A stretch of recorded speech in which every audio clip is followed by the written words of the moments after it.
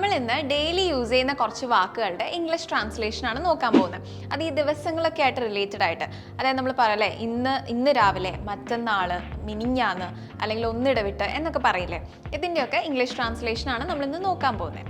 അപ്പോൾ first one ആണ് ഇന്ന് രാവിലെ. ഇന്ന് രാവിലെ എന്ന് കേൾക്കുമ്പോൾ കുറേ പേർക്കൊക്കെ ടുഡേ മോർണിംഗ് എന്ന് പറയാനുള്ളൊരു ടെൻഡൻസി ഉണ്ട്. പക്ഷെ എനിക്ക് തോന്നുന്നു കുറേ പേർക്കൊക്കെ അറിയാം, എന്നാലും കുറച്ച് പേർക്ക് അറിയാത്തുണ്ടാവും. അപ്പോൾ അവർക്ക് വേണ്ടി പറയുന്നതാണ് ഇന്ന് രാവിലെ നമ്മൾ ടുഡേ മോർണിംഗ് എന്നല്ല പറയേണ്ടത്, പകരം ദിസ് മോർണിംഗ്. ദിസ് മോർണിംഗ് എന്ന് വേണം ഇന്ന് രാവിലെ എന്ന് പറയുന്നതിന് പറയാൻ വേണ്ടിയിട്ട്. ഇനി നോക്കിയേ, മറ്റന്നാൾ. മറ്റന്നാൾ എന്ന് വെച്ചാൽ നാളെ കഴിഞ്ഞ് അതിൻ്റെ പിറ്റേ ദിവസം. അപ്പം മറ്റന്നാൾ എന്ന് പറയുന്നത് എങ്ങനെയാ? ഡേ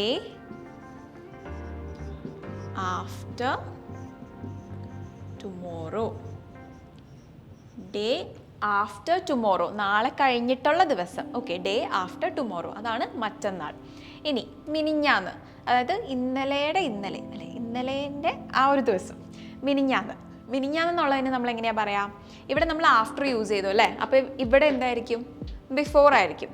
അപ്പോൾ അത് പറയേണ്ടത് day before yesterday. Day before yesterday എന്ന് പറയണം. ഇന്നലെ വൈകിട്ട്. ഇന്നലെ വൈകിട്ട് എന്ന് പറയുമ്പോഴും കുറേ പേര് യെസ്റ്റർഡേ ഈവനിങ് അല്ലെങ്കിൽ ഇന്നലെ രാത്രി എന്ന് പറയാനും യെസ്റ്റർഡേ നൈറ്റ് എന്നൊക്കെ പറയുമല്ലേ. അത് ഗ്രമാറ്റിക്കലി നോക്കുമ്പോൾ കറക്റ്റാണ്, പക്ഷെ നമ്മൾ അങ്ങനെയല്ല ഇംഗ്ലീഷിൽ യൂസ് ചെയ്യുക. ഇന്നലെ വൈകിട്ട് എന്ന് പറയാനായിട്ട് നമ്മൾ ഈ പറയേണ്ടത് last evening. Okay, last evening. ഇനി ഇന്നലെ രാത്രി എന്നാണെങ്കിൽ എങ്ങനെ പറയും? Same, last night. Last night എന്ന് പറയും. അതാണ് ഇന്നലെ വൈകിട്ട് അല്ലെങ്കിൽ ഇന്നലെ രാത്രി, അതിൻ്റെ ട്രാൻസ്ലേഷൻ. ഇനി നോക്കിയേ, കഴിഞ്ഞ ദിവസം. കഴിഞ്ഞ ദിവസം എന്ന് എങ്ങനെയാ പറയാം? കഴിഞ്ഞ ദിവസം ലാസ്റ്റ് ഡേ. ലാസ്റ്റ് ഡേ, കഴിഞ്ഞ ദിവസം.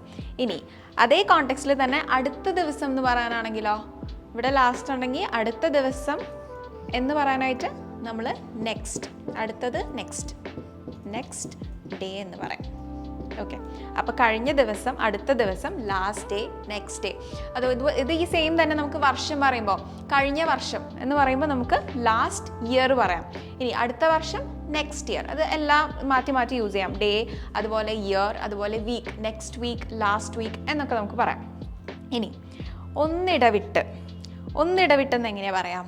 അതായത് ഇന്ന് ചെയ്തു, നാളെ ചെയ്തില്ല, അതിന് പിറ്റേ നമ്മൾ ചെയ്യും. അപ്പം അങ്ങനെ ഒന്നിടവിട്ട് എന്ന് പറയാനായിട്ട് നമുക്ക്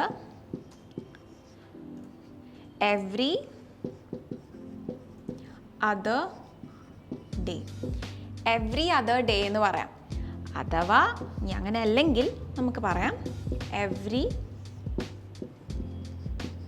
second day. Every second day എന്ന് പറയാം. അതായത് രണ്ടാം ദിവസം, ഇന്ന് ചെയ്തു നാളെ ചെയ്തില്ല പിറ്റേന്ന് ചെയ്യും, അങ്ങനെ. ഓക്കെ, അപ്പോൾ ഒന്നിടവിട്ട് എന്നുള്ളത് ഒന്നില്ലെങ്കിൽ നമുക്ക് എവ്രി അതർ ഡേ പറയാം, അല്ലെങ്കിൽ എവ്രി സെക്കൻഡ് ഡേ പറയാം. പിന്നെ വേറൊരു യൂസ് നമുക്ക് ഓൾട്ടർനേറ്റ് ഡേയ്സ് എന്നും നമ്മൾ പറയും. ഓക്കെ, അപ്പോൾ അതെല്ലാം അങ്ങനെ പറയാം. ഇനി രണ്ടാഴ്ച. ഓക്കെ, രണ്ടാഴ്ച എന്നുള്ളത് നമുക്കറിയാം എത്ര ദിവസം? 14 days ആണല്ലേ. ഇനി അപ്പോൾ രണ്ടാഴ്ചയുടെ കണക്ക് പറയാനായിട്ട് നമ്മൾ ഇംഗ്ലീഷിൽ നോർമലി യൂസ് ചെയ്യുന്നത്